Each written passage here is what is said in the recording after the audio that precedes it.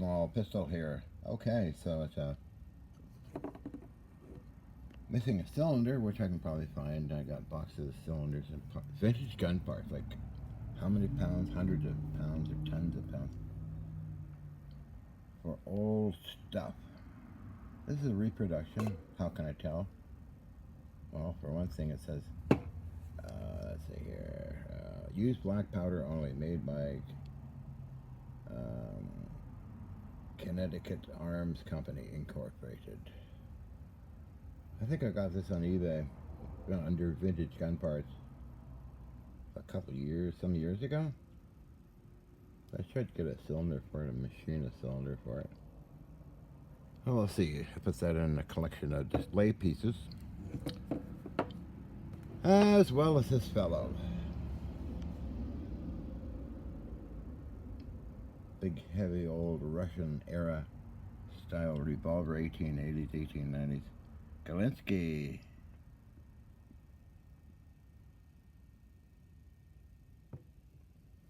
What are you? Let's see, 45, 44 caliber.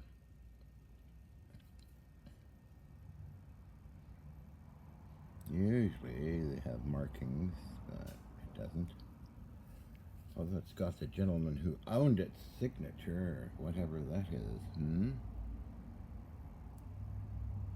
QX3. I guess that's a serial number. 814. RMC Martin. This one I got as a kid. Tom Bongellis, 22nd Street, North Vancouver, British Columbia, Canada. Tom Bongellis, who had a vault under his house to keep his gun collection. And I got a pile of these from Tom Bongellis over the years, along with the original price tag. Wow. When I was in Germany, they were stored in Surrey, mini storage. Big crates of firearms and things, lots of them. But that whole situation grew into more firearms, guns. Not a firearm according to the ATF, but anything below 1898 or 1800 or 2000. No, sorry, 1898, I believe. Cut off.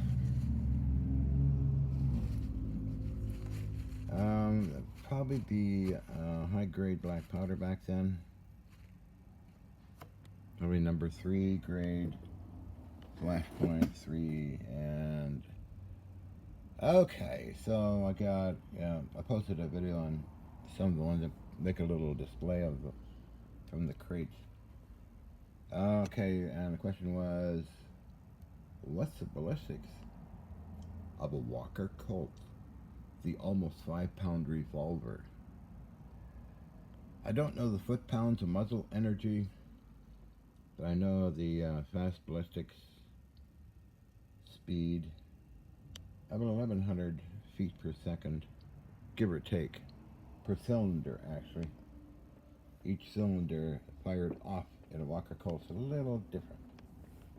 And in the other types, the 44 cal, 45 cal, they're about 900, roughly 900 feet per second or less, or forward, depending. Never use smokeless powder in these things, right? Right. Okay, so, and black powder substitute is a little less of that in feet per second, plus ignition points lower, because black powder substitute pyrodeck, I call it. And there's a few other black powder substitutes, but stay with flashpoint 3. Like you got black powder 1 grade, 2, 3, and then 4 for flintlocks, let's say, or real fast flash action. Okay, so make sure you seat the balls perfect. Put boar butter over the cylinder part, or Vaseline.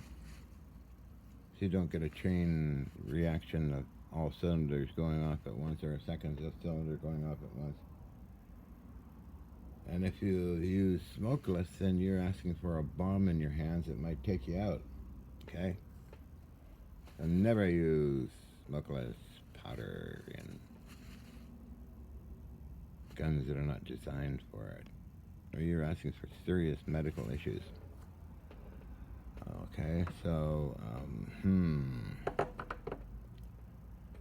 like Cannon's takes #2 grade black powder, and for black powder muzzle loading cannons, I made a smokeless powder cannon, big heavy thing that's got a screw type breech block.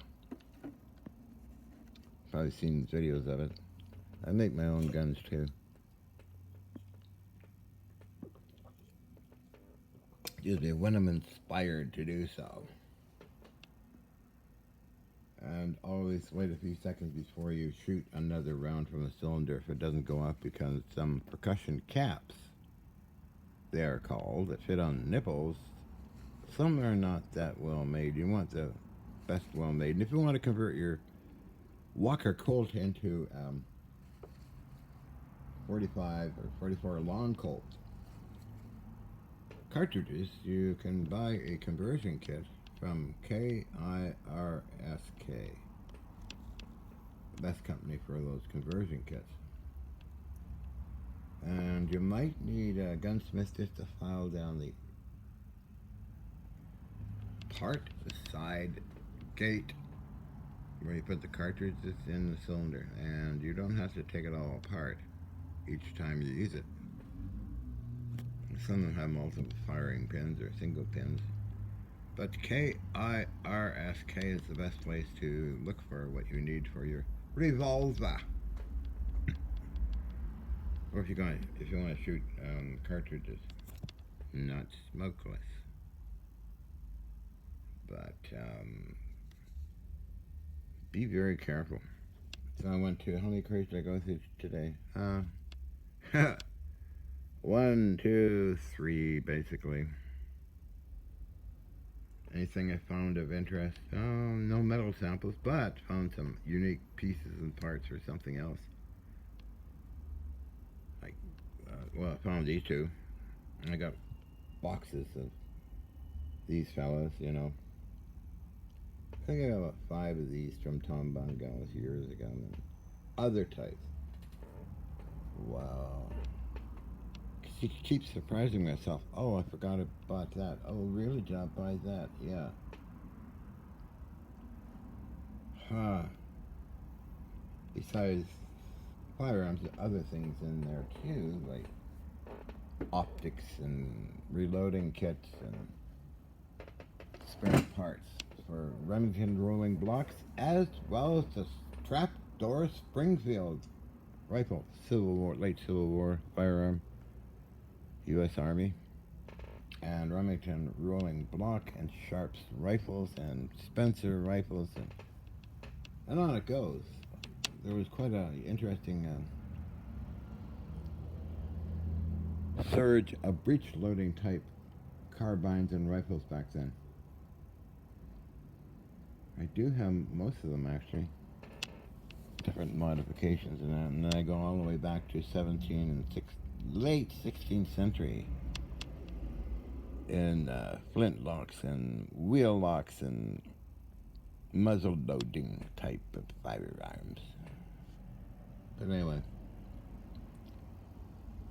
so I'll put these away and get busy on some other project which has been delayed for a few days, I guess.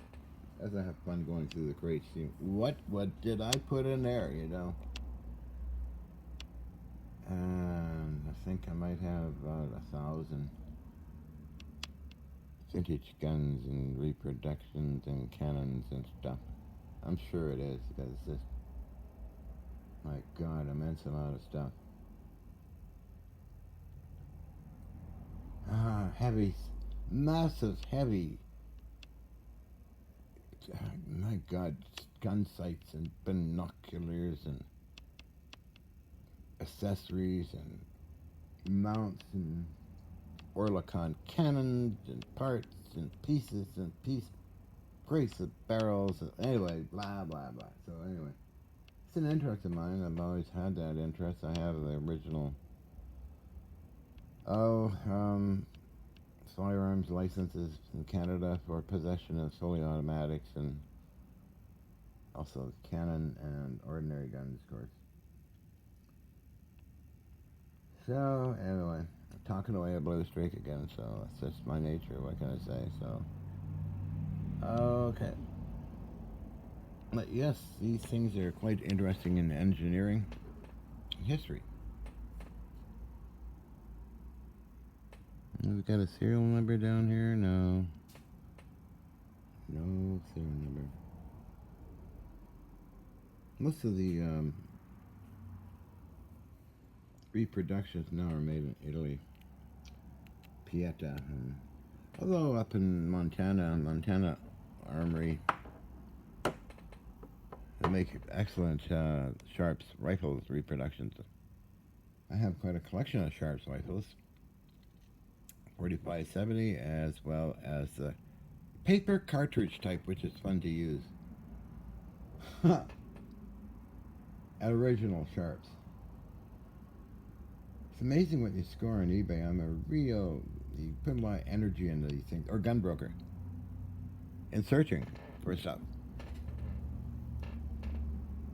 And people, you don't, it's a mood of the seller. Some sellers are greedy, some are not, some just want to get rid of it. Some think they got $1 million in their hands. And somebody, just, oh, well, I want to get rid of it, kind of, I'm going away, and Grandpa passed off and Daddy passed off, so I just dump it on eBay and I go around scooping it up. Applicable to electronics, which has been my main thing lately anyway, so. Oh, we got this stupid old radio, I don't know what it is. Oh, we'll put it on eBay and see what happens. Sometimes the sellers offer free shipping and sometimes they don't. Some think they got a gold mine and it never sells. I've seen 5 years pass by with things that were overpriced that never sold. Then I've seen things that, oh, wow, better buy it now. Unfortunately, sometimes they get a bid. I try to avoid bidding on things. Sometimes I take a chance, and sometimes if nobody wants it, I get it. So I got an original Bishop's hat for calibration on a Mark 14 gun sight in mint condition. I was the only bidder. But sometimes you get outbid on the things you're after and all that. So I better get going here. Put these away. I use Vaseline all the time for these things. It'll preserve us for decades or centuries. I know that for a fact. Do you? Probably not. Okay, gotta go.